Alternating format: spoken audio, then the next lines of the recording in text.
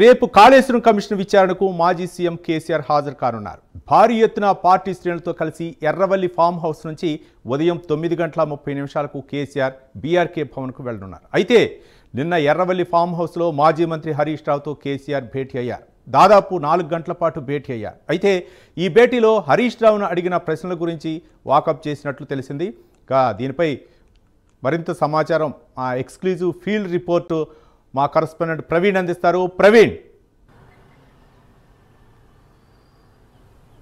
Yes Ravi, మనం చూసుకుంటే మొత్తం కాళేశ్వరం విచారణ కమిటీ ముందు రేపు 11వ తేదీ ఉదయం 11 గంటల 20 నిమిషాలకు కేసీఆర్ అయితే మాజీ సీఎం కేసీఆర్ ఎవరైతే ఉన్నారో కేసీఆర్ అయితే విచారణ కమిషన్ ముందు హాజరు కాబోతున్నట్టుగా తెలుస్తుంది.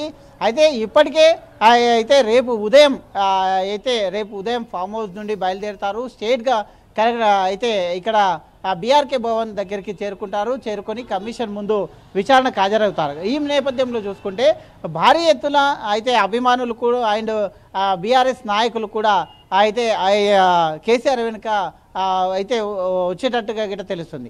ఈ నేపథ్యంలో ఇప్పటికే 114 మందిని ఈ యొక్క కమిషన్ విచారణ జరిపింది.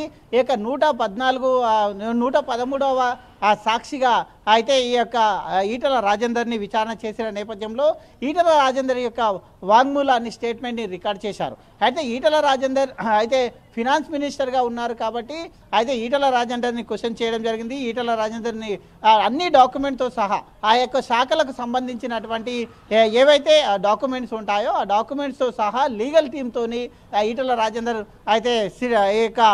అయితే కమిషన్ ముందుకెళ్లారు. కమిషన్ ముందుకెళ్ళేసి కమిషన్ 45 నిమిషాల పాటు ఈటల రాజేందర్ని విచారించిన నేపథ్యంలో మొత్తం 19 క్వశ్చన్లు అక్కడ ఈటల రాజేందర్కు వేసినట్టుగా తెలుస్తుంది.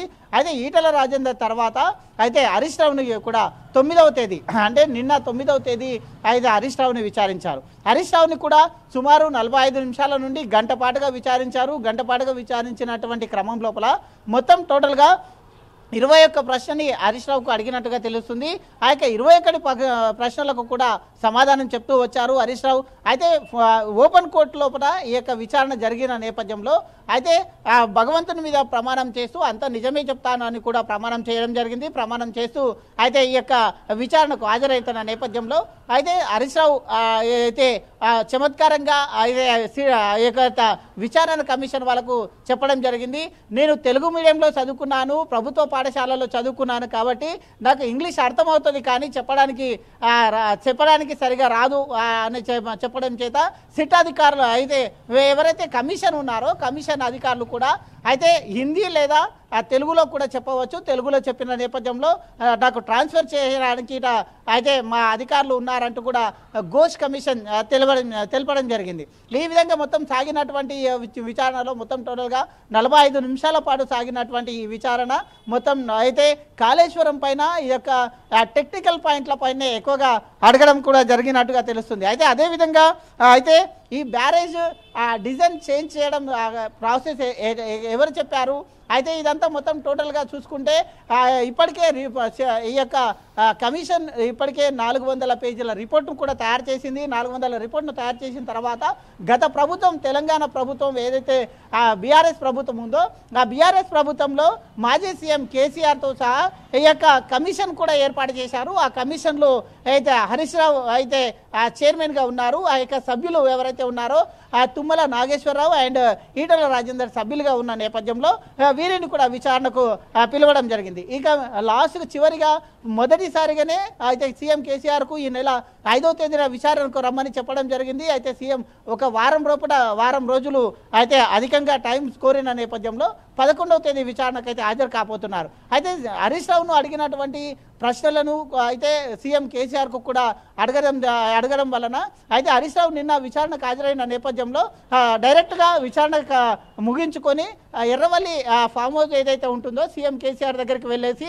నిన్న 4 గంటల నుండి సాయంత్రం 4 గంటల నుండి రాత్రి 8 గంటల వరకు కూడా సుమారుగా 4 గంటల పాటు అయితే అక్కడ అన్ని విషయాలు చర్చించడం జరిగింది. అయితే అక్కడ కేసీఆర్ కూడా అన్ని విషయాలు ఆ ప్రాజెక్ట్ ప్రాజెక్టుకు సంబంధించిన అన్ని విషయాలను అడగడం తెలిసింది. ఎప్పుడైతే నోటీసులు అందుకున్నటువంటి కేసీఆర్ ఎప్పుడైతే నోటీసులు అందుకున్నాడో అప్పటి నుండి కూడా హరీష్ రావుతో పాటు పలుమార్లు సంప్రదింపులు కూడా జరిపాయిన నేపథ్యంలో నిన్న అడిగినటువంటి ఎలాంటి క్వశ్చన్లు అడిగారు, బ్యారేజ్కు సంబంధించి ఎలాంటి ఆన్సర్స్ చెప్పారు అనే లోతైన విచారణ, సమస్యలకు ఏ విధంగా చెప్పాలి అంటూ కోణంలో కూడా మొత్తం కేసీఆర్ అడిగి తెలిసినట్టు తెలుస్తుంది. దానికి సంబంధించిన అధికారులు కానీ లీగల్ టీంకు కానీ ఇప్పటికే రెడీ చేసుకున్నారు. ఈ నేపథ్యంలో రేపు విచారణకు హాజరు కానున్న కేసీఆర్ది అయితే కీలకంగా మారనుంది. కాబట్టి రేపు విచారణకు 10 గంటలకు అక్కడ ఫామ్ హౌస్ నుంచి బయలుదేరుతారు. 11:20 గంటలకు ఘోష్ కమిషన్ ముందు కేసీఆర్ అయితే హాజరు కాబోతున్నారని తెలుస్తుంది. రవి.